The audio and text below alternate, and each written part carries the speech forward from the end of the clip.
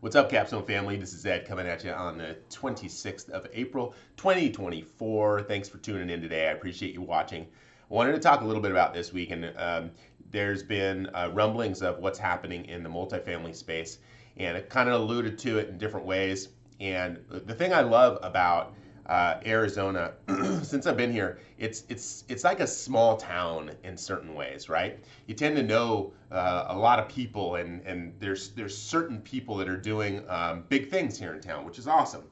And when you can connect with those people, and you're in a position where you can ask them questions, and you do, you tend to find out a lot of things as to what's happening, and not necessarily what you're hearing on the news, because a lot of stuff that we talk about behind the scenes, or even specifically for Capstone, we don't disclose our numbers. We don't share what our leasing rates are regularly. I share it with you all sometimes, but we're not putting that stuff out there to the universe.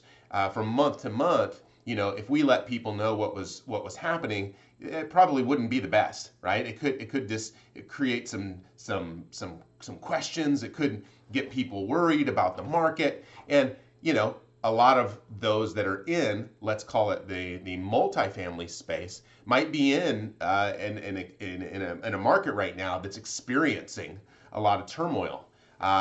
Something that I've rarely found, and a lot of times, like I've had multiple conversations this week specific to multifamily. It almost seems like the world kind of starts sending you information, and you start hearing it, and you're picking up on different things. Hey, I heard this over here. I heard this over here. How does this correlate to what this person over here is talking about?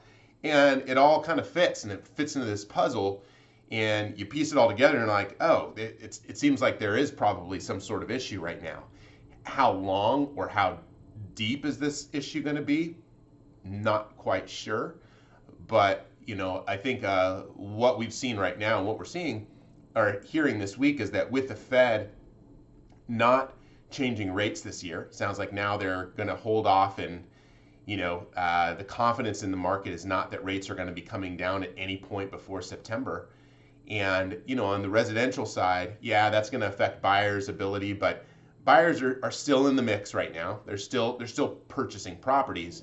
However, for commercial investors that have really leveraged themselves and need to be making money back on their investments in order to offset the cost of rising, interest rates, and the rates on their mortgages going up or being tied to whether it be prime or other certain indicators, that's going to be the struggle. I think opportunity is going to present itself for those that are waiting and on the sidelines, whereas those that purchased and perhaps the numbers didn't make the most sense, yet interest rates were so low that it prompted them to be purchasing and holding these rental properties.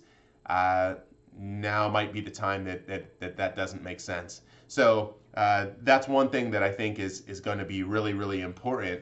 As those of you that own condos here in the Valley, competition for those condos is coming. I hear some pretty wild reports of properties only at 50% occupancy and still going on the market for sale because owners are struggling to really make the numbers work, and are just bleeding every month to the tune of $1 million a month in some certain situations. It just sounds like a lot. It sounds like something that we should be paying attention to, because that will affect condo rates and rental rates, and that's probably something that is affecting our rental rates right now in the condos.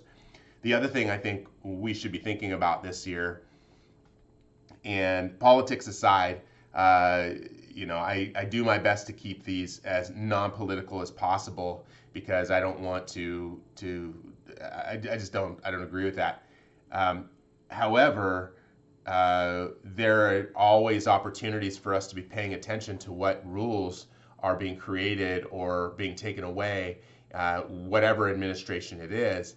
And they're talking this week about increasing the capital gains rate to 45%, and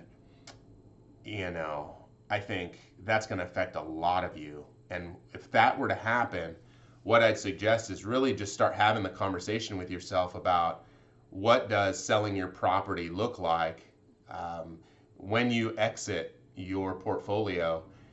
Are you going to be 1031 exchanging it into something else and riding off into the sunset with an amazing other property? Or are you going to have to sell it? And with that sale comes the capital gains. So right now, capital gains is at 0 to 15 to 20%. So you're really paying either 15 and 20% when you're selling your properties. If that goes up to 45, I mean that's more than double what people are paying in tax right now for capital gains. So again, I think it's another thing to really think about. And when making decisions in real estate, there's so many variables to be thinking about on the regular. If you'd like to have conversations about that type of stuff, always hit me up. Let's get something on the calendar. I love talking about this stuff, and often there's not a lot that we have access to that we can see. Like I've got tons of numbers, but some of the stuff that I feel is helping us make the best decisions right now is really leaning into what does a year, 2 or 3 look like, 1, 2 or 3 years out look like, so that we can make the best decisions for our future selves. Cool. Thanks so much for watching. I appreciate it. The team is rocking and rolling today.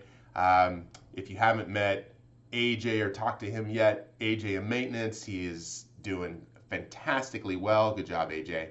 And of course, Bonnie, if she's been reaching out to those of you that are in her portfolio now, and while Krista and Stephanie are holding down the fort on the PM side. Cool. Thanks so much for watching. Hope you have a great weekend.